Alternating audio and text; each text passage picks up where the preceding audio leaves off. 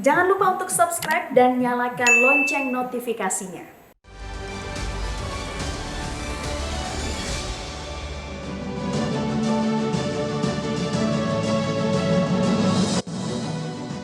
Temu lagi di Hot Room, Pak Ray Rangkuti.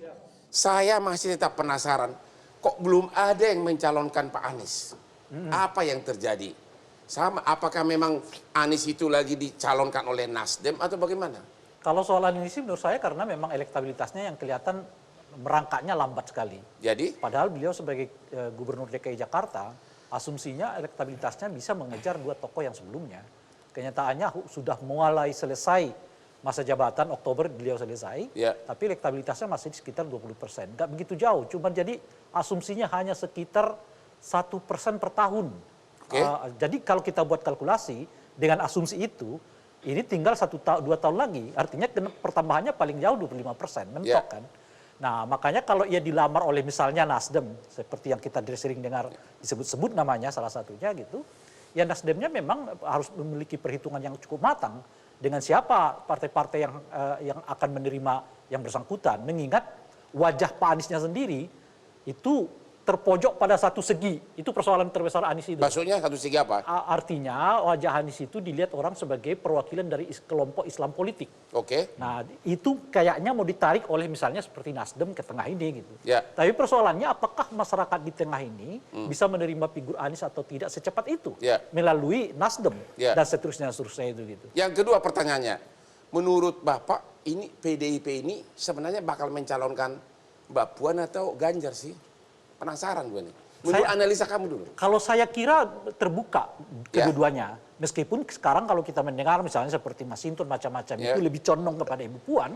Tentu saja karena secara struktural Ibu Puan masih ada di dalam Partai PDI Perjuangan. Tapi ini kan belum ada keputusan tadi.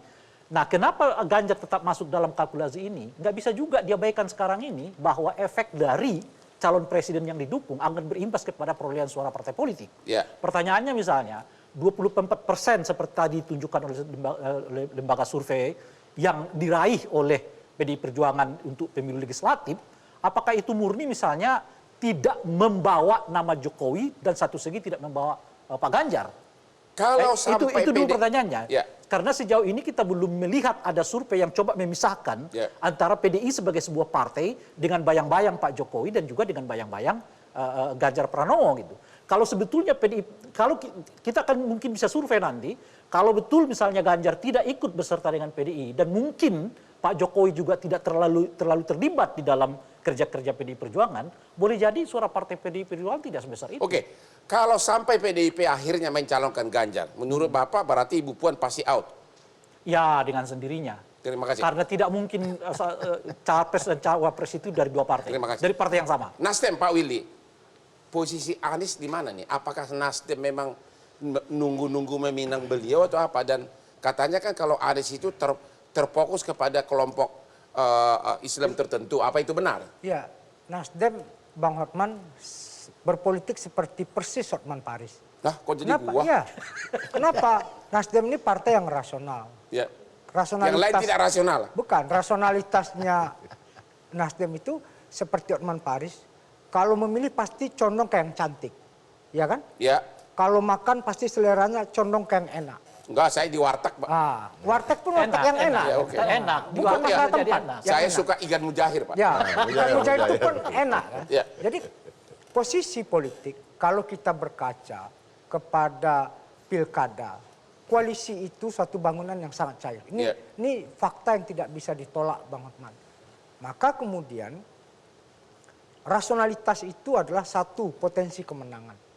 Itu yang tidak bisa kita nafikan. Karena rasionalitas politik itulah Nasdem tidak ingin hanya kemudian satu sisi bagaimana survei sebagai variabel itu kita pertimbangkan. Tapi juga tidak terjebak dengan namanya kesepakatan dan musyawarah yang kita bangun berdasarkan koalisi.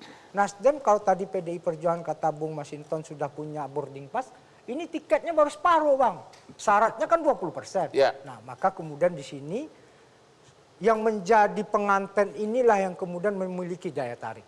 Kita umumkan pengantinnya, baru kemudian kita susun koalisi. Nah, siapa yang akan dicapreskan oleh Nasdem tentu harus bangun dan sejalan dengan aspirasi publik. Ya. Nah, survei-survei adalah salah satu variabel yang objektif dan saintifik.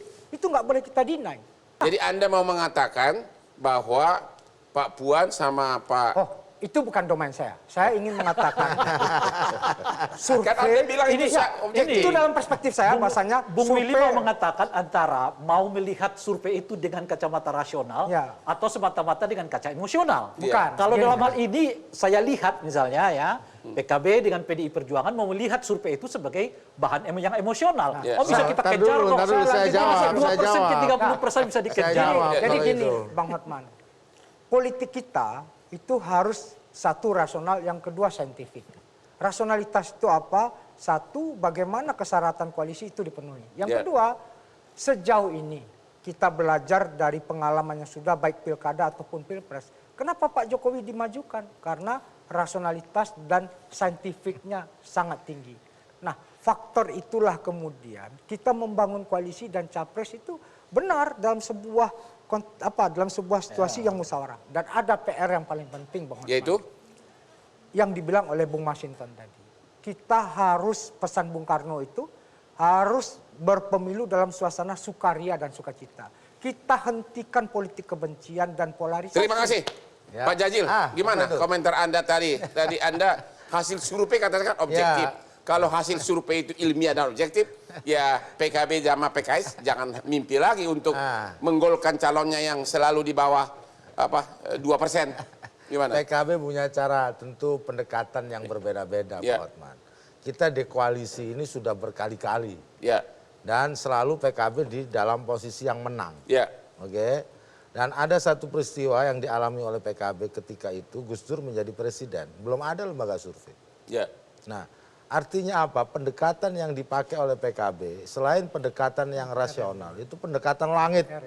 Iya, Mohon maaf Pak, ini supaya bukan pendekatan emosional, tapi pendekatan langit, namanya istikharah. Ini jadi Bang Hotman. Nah, saya yakin kalau itu? beliau orang Apa itu pesantren, pendekatan langit? nah pendekatan langit itu memohon petunjuk kepada Allah, siapa kira-kira yang berguna dan menang untuk bangsa Kalau itu ini. saya nggak bisa debat lagi. Nah, itu. Bisa lagi. Hotman. Nah, maka Silakan. Saya mau jelaskan Ya. bahwa survei itu bukan satu-satunya variabel yang untuk Oke. faktor yang memenangkan. Saya mau kasih contoh Ya. 2012 ya, ketika Pilkada DKI Jakarta, seluruh survei itu ya hasilnya itu yang tertinggi adalah figur Pak Fauji Bowo. Ya, Pak Jokowi jauh pada saat itu. ya.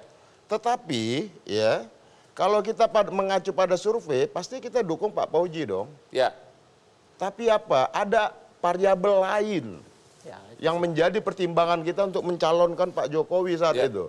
Dan kemudian gerak seluruh elemen kader partai mampu menyatukan dengan langgam dinamika gerak masyarakat.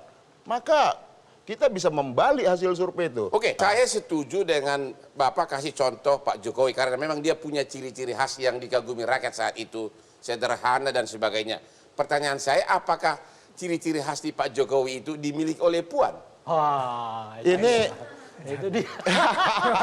jadi begini Bang, ya tiap orang itu karakteristik Tolong dijawab dulu. ya beda. Ya saya dengan Bang Hotman pasti berbeda, saya dengan ini pasti berbeda. Jadi Ya, itu ada nggak- nggak nggak ada kira-kira yang bisa sama. Nggak, tolong dulu dijawab. Ada nggak minimum mendekati ciri-ciri khas Jokowi Yang agak- membuat publik terpesona pada yang membuat Jokowi. publik terpesona, apa yang membuat publik terpesona terhadap Ibu Puan? Tolong dijawab fokus dulu. Ya Pak, pertama Apa? ya Mbak Puan ini orang yang memiliki latar belakang cukup. Ya, dia di kader. Beliau di kader nih. Nggak. Beliau juga pernah punya track record kepemimpinan ini. Baik di partai, pernah jadi Menko, sekarang ketua DPR RI perempuan pertama. Kemudian punya karakter kuat. Nggak, Orang ketua yang nggak DPR mudah- pertama kan karena partainya hebat kan? Nah, iya memang itu PDI. Tapi ciri khas yang mendekati Pak Jokowi apa? Saya nggak perlu menjelaskan, Oh gitu. ya mendekat-dekatkan Nggak sikap menjelaskan atau karena tidak ada? tadi. Loh kok tidak ada? Ya, Jangan-jangan makanya jelasin dong. jangan dibenturkan apple to apple begitu, Bang. Gimana? Kalau nggak apple to apple gimana dong? Apa? jelaskannya? Coba dong, jelasin apa yang mendekati. Kita ambil logikanya dulu, Bung Masinton. Apa? Anda kan menjelaskan Ibu Puan ini dari fenomena Jokowi masuk ke DKI Jakarta Ya, bisa, dengan gitu. menafikan hasil survei. Ya. Kan kira-kira gitu. Oh, iya. Nah, Bang Hotman membuat kriteria-kriteria yang dimiliki oleh Pak Jokowi kemudian memesona di DKI Jakarta sehingga hasil survei itu terlihat relevan. Dan apa yang dimiliki Ibu Iya. Puan? Nah, maksudnya dengan cara berpikir yang Anda sebutkan itu tadi kita masuk sekarang. Sorry. Jadi Aku begitu ikuti kita cara masuk ke berpikirmu. situ. Bukan, kalau saya bantah dong. Kan aku Kalau ikuti mempersema- berpikirmu. Kau bilang, Iya. Jo, enggak. Bapak bilang kan, Jo, Emang- terpilihnya tuh, sorry. terpilihnya Sebentar, Jokowi Pak. jadi gubernur mengalahkan semua hasil survei. Iya. Loh iya benar. Oke. Betul. Apakah karena Ada dasar-dasarnya. popularitas tadi? Ya. Apa yang membuat ininya? Karena ada gerak dari seluruh kader. Jadi jangan dibalik, bukan Jadi karena... Jokowi terpilih karena ada gerak dari seluruh kader. Lah, gerak seluruh kader. Bapak bilang karena dia punya pesona.